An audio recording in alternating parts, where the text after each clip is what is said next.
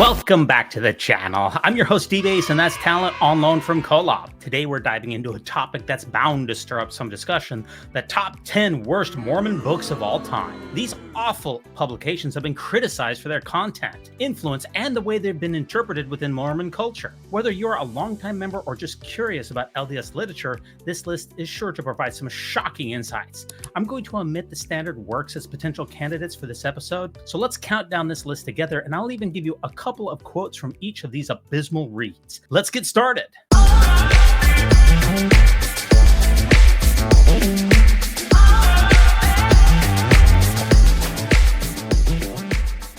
This book is really quite bad. Kicking off our list at number 10 is The Miracle of Forgiveness by Spencer W. Kimball. This appalling narrative has been a staple in LDS households for generations, and it's also been criticized for its stringent and guilt-inducing views on sin and repentance. Many have found its teachings to be more damaging than helpful, leading to feelings of unworthiness and despair. This book was finally yanked out of Deseret Book after a generation of harm. Here's an example of the works-based salvation ethos that Kimball espoused. Your best effort, even I'll do it or die trying, is not good enough, does not count as repentance. He goes on to argue that the woman caught in adultery, that when Jesus said, "Go and sin no more," that she was not forgiven, that she needed to go on and live a sinless life after that. Goes on to argue that the thief on the cross, to whom Jesus said, "You will be with me in paradise," was not forgiven, that even if he had begun repenting in his prison walls, locked in a prison, you can't go out and do the necessary obedient works to accomplish repentance. So he lays out a very heavy burden here that says, if you do not live perfectly after your repentance, you have not completed repentance. And for those of you out there that have a copy of The Miracle of Forgiveness, check out this video for my recommendation as to what to do with it. This is a book by a recent Mormon prophet. It attacks and shames LGBTQ people, normative sexual behavior, victims of sexual abuse, and more.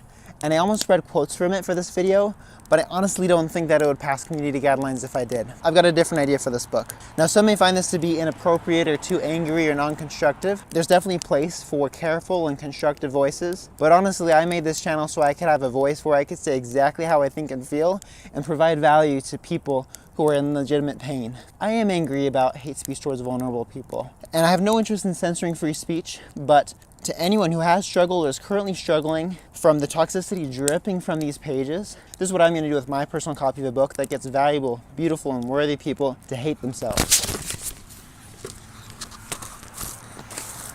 That's how you do it. This book is really quite bad. At number 9, we have Mormon Doctrine by Bruce R. McConkie. This inferior text is known for its dogmatic interpretations and controversial statements. Some of McConkie's views were so contentious that the church eventually distanced itself from certain parts of the book. It's a classic example of how rigid interpretations can lead to misunderstanding and division. Here's a typical example of the harmful words contained in this abysmal book. Negroes in this life are denied the priesthood.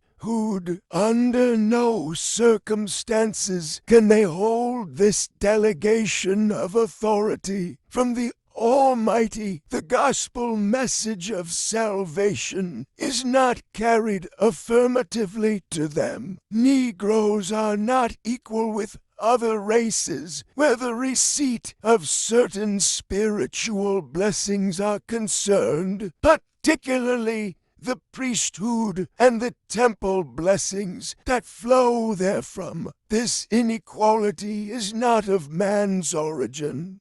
That's messed up. And Bill McKeever over at the Mormonism Research Ministry, he sums up McConkie and this terrible book pretty well in this next clip. I tend to use McConkie quite a bit, mainly because he was considered a theologian in Mormon circles. He was a Mormon apostle. He wrote several books on Mormonism. He was considered an expert when it came to Mormon theology. It was even said that at his eulogy, when he died in the mid-1980s, it was actually said that whenever the brethren, the leaders in the Mormon church, had a question on doctrine, they went to Brother McConkie for the answer. Now, I think the leadership in the Mormon church would go to this gentleman for their answers on what Mormons are supposed to believe. When he died, I noticed a very sharp change in thinking towards him. It was almost as if before his body reached room temperature, there were already Mormons that were wanting to distance themselves from the teachings of McConkie. I don't think McConkie was really all that out of line or unique in his ideas regarding Mormonism. I think he was pretty much in line with his father-in-law, Joseph Fielding Smith, and other Mormon leaders as well. It's just that I think McConkie, if he had a major fault in this area, it was that he was just blunt. He told it like it is. I have to tell you, I really miss that. 30 years ago,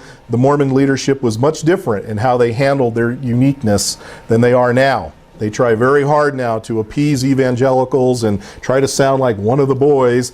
Well, McConkie didn't have that kind of an attitude. He was right, everybody else is wrong, and I'll be honest with you, I appreciate it because he was like that. But McConkie in his book, Mormon Doctrine, interesting title, Mormon Doctrine, basically most of what you'll find in Mormon Doctrine are not just McConkie's unique ideas. Primarily, it's the standard works that he quotes a lot. He quotes his father-in-law, Joseph Fielding Smith, a lot. He quotes the lectures on faith a lot. He quotes Joseph Smith a lot. This list that I gave you would not be considered heretical by the average thinking Mormon. And so when I hear arguments from some Mormons saying, well, Mormon Doctrine had 1,000 things in it that were not true, I'm still waiting for that list. I've never seen that list. But what I find is, even though there were some leaders that had some problems with his first edition, the 1958 edition, which is worth about $300 right now, I find that the biggest problem they have with it was not so much the doctrinal content, it was just the way he said it. He was very blunt. This book is really quite bad.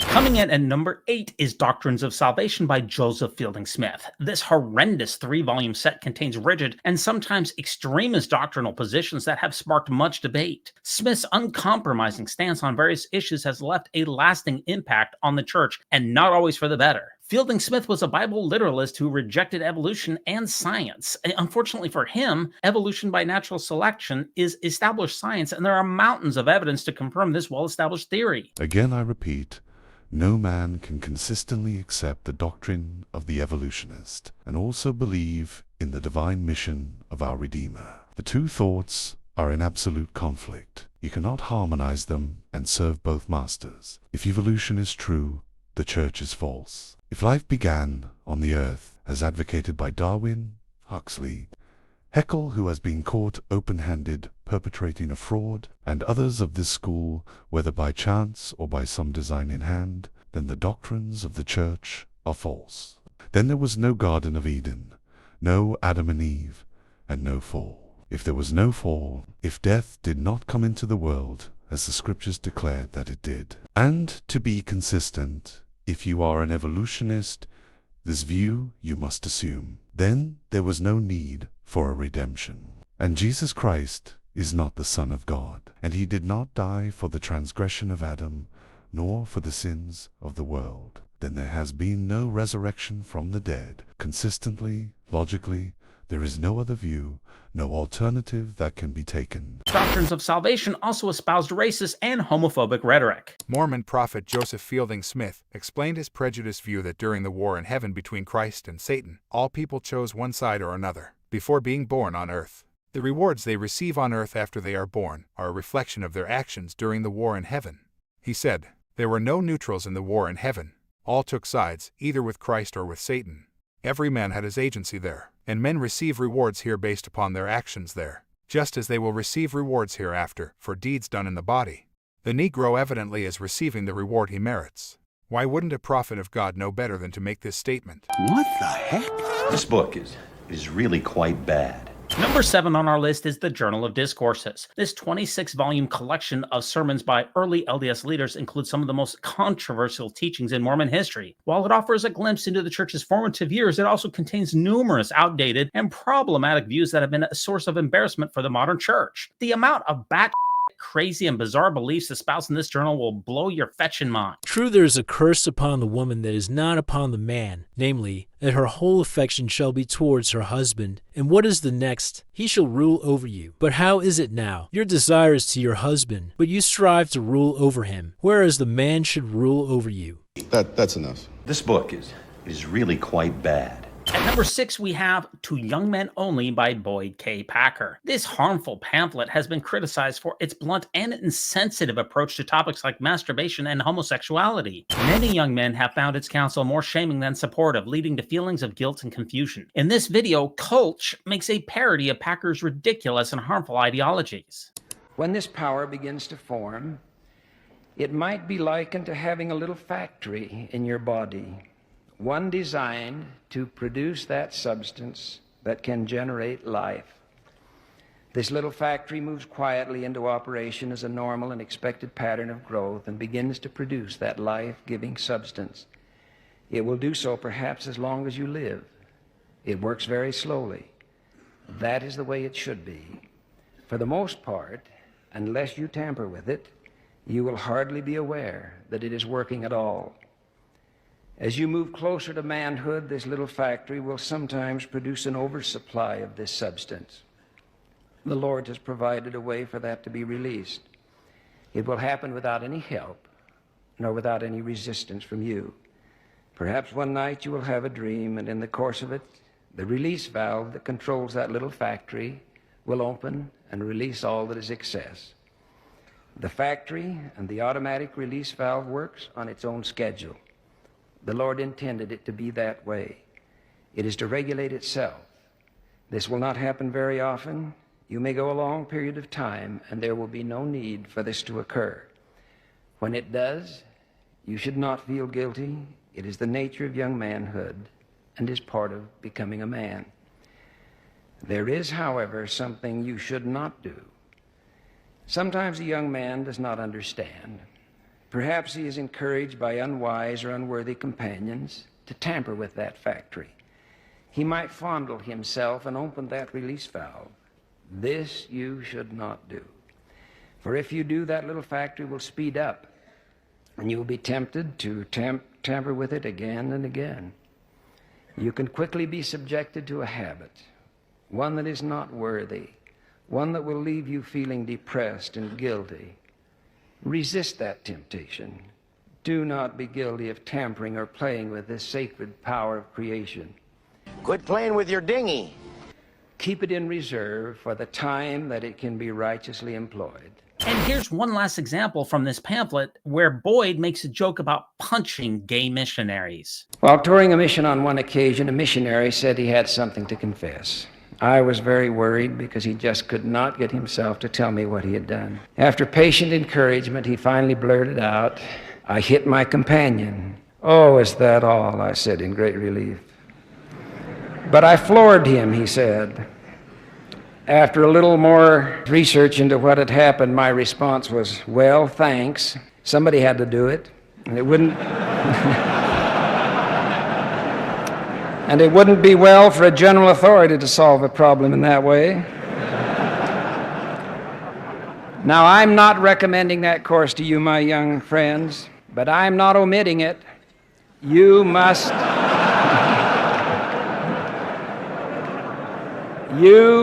protect yourselves. That's horrible. This book is really quite bad. Number 5 on our list is the Strength of Youth pamphlet. While intended as a guide for young LDS members, its strict guidelines on dress, dating, and behavior have often been seen as overly restrictive and guilt-inducing. Many feel that it places an undue burden on young people to conform to unrealistic standards. Now, this pamphlet has been updated a few times through the years, but here's an example of the sexist rhetoric and mansplaining that this pamphlet became famous for. Pants for young women are not desirable attire for shopping, at school, in the library, in cafeterias or restaurants. Any apparel that suggests a house robe should not be worn in public, but only in one's home or apartment. Tight-fitting sweaters and figure-hugging clothes of any kind are not appropriate LDS dress. This book is really quite bad. Coming in at number 4 is The Holy Temple by Boyd K. Packer. That's right, Packer appears twice on this list. This book has often been criticized for its secretive approach to temple rituals and the pressure it places on members. Packer's emphasis on the sacred nature of the temple has often led to anxiety and confusion among those preparing to enter. What makes this so bad is that generations of Latter-day Saints read this book in preparation for visiting the temple for the first time, but doing so did not in any way actually prepare them for what was going to happen inside. It's a real bad book.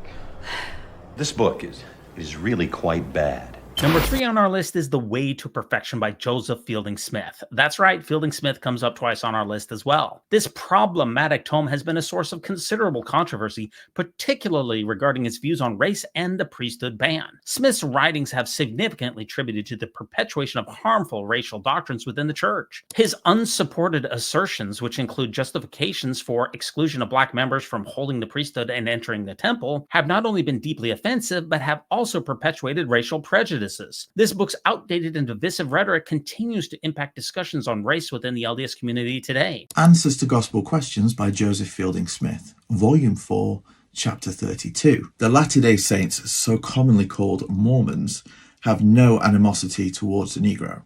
Neither have they described him as belonging to an inferior race. Not only was Cain called upon to suffer, but because of his wickedness he became the father of an inferior race. A curse was placed upon him, and that curse has been continued through his lineage, and must do so while time endures. Millions of souls have come into this world cursed with a black skin, and have been denied the privilege of priesthood and the fullness of the blessings of the gospel. These are the descendants of Cain. Moreover, they have been made to feel their inferiority, and have been separated from the rest of mankind from the beginning. Not only was Joseph Fielding Smith lying about the church's teachings, but his own teachings from a book he had written 5 years previously are the smoking gun that proves it. Is that racist? Yes. This book is really quite bad. At number 2, we have Not Even Once by Wendy Watson Nelson. This disgraceful children's book was written by the wife of current LDS prophet Russell Nelson. It's intended to teach the importance of making good choices, but it has been criticized for its black and white approach to morality. Many parents feel that it places unrealistic expectations on children and fails to acknowledge the complexities of real-life decision-making. This book sends a terrible message to young kids. In the story contained in its pages, in order to belong to their club, you have to promise not to sin, not even once. This message goes against tolerance, inclusion, repentance, and forgiveness. Wendy's book teaches children to be exclusionary, and that if a child sins even once, that they are somehow less than and aren't worthy of being friends with. This book should be retracted by the publisher. Here's an excerpt. Gabrielle smiled at Brittany and said, "Will you drink a cup of hot coffee?" Brittany replied immediately, "Not even once." Gabrielle turned to Kyle, "How about you? Will you taste our delicious tea?" Kyle repeated, "Not even once." Then Gabriel looked at Tyler and asked, "Will you try one of our alcoholic drinks?" Tyler was happy to repeat the same words his friends had said, "Not even once." What was that? What was that? Ah, the supposed evils of a cup of tea. This book is really quite bad. And the number 1 worst Mormon book of all time, The Godmakers by Ed Decker and Dave Hunt, which is widely criticized for being misleading and full of false information. This book is considered one of the worst examples of anti-Mormon literature, as it distorts and misrepresents the beliefs and practices of the Church of Jesus Christ of Latter-day Saints. Critics argue that it perpetuates harmful stereotypes and fosters unnecessary fear and misunderstanding, making it highly unreliable as a source for anyone seeking accurate information about the LDS faith. It's a bad faith effort and simply a disgusting piece of trash. Here, Steve Pinecker over at the Mormon Book Reviews gives it a whack. Now it's time for the official Mormon Book Reviews review. The Godmakers. If one wants to crawl into the darkest corners of the evangelical movement, this book would be a good place to start. This is simply a piece of propaganda garbage that makes Chick tracts seem enlightened. If one wants to read an evangelical book that is completely devoid of the Spirit of Christ, this is the one. The LDS Church and the Restoration in general is presented in such a distorted fashion that it makes my heart grieve. This review is a call for repentance. Evangelicals, we must renounce this book and ask for forgiveness for bearing false witness. I do not advocate book burning for any reason, but if your power goes out during a winter storm and you need some kindling to start a fire to keep warm, I would be okay if you started with this publication. I hereby award this book 0 out of 5 stars.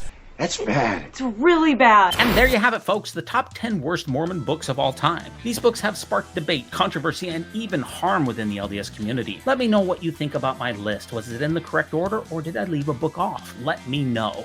And thanks so much for joining me on this journey through some of the most contentious corners of Mormon literature. Thanks again for watching another episode of the Mormon News Roundup. If you found this discussion enlightening, be sure to like, subscribe, and hit the notifications bell so you don't miss any of our future episodes. And I'd be so grateful if you could head on over to our Patreon site and make a donation. Always think celestial, and remember, no one hallowed hand can stop this podcast from progressing.